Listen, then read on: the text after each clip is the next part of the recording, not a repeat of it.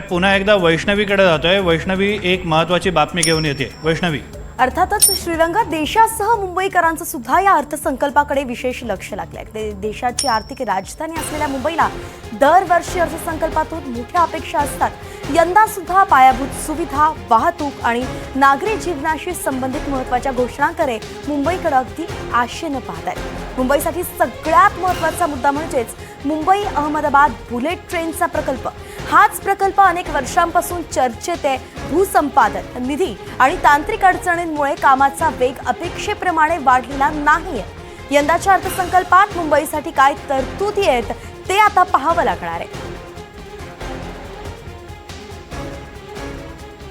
एक सगळ्यात मोठी बातमी आता जाणून घेतोय ती म्हणजे अर्थसंकल्पापूर्वी कॅबिनेट बैठक सुरू झालेली आहे। पंतप्रधान नरेंद्र मोदी, अमित शहा आणि अर्थमंत्री निर्मला सीतारामन या बैठकीला हजर आहेत। आताची सगळ्यात घडामोड मोठी जाणून घेतोय आपण। अगदी अर्ध्या तासामध्ये आता अर्थसंकल्पीय भाषण सुरू होईल।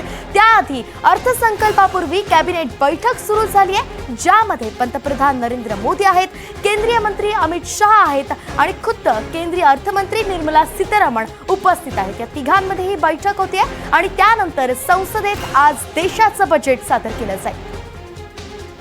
पुन्हा जाऊया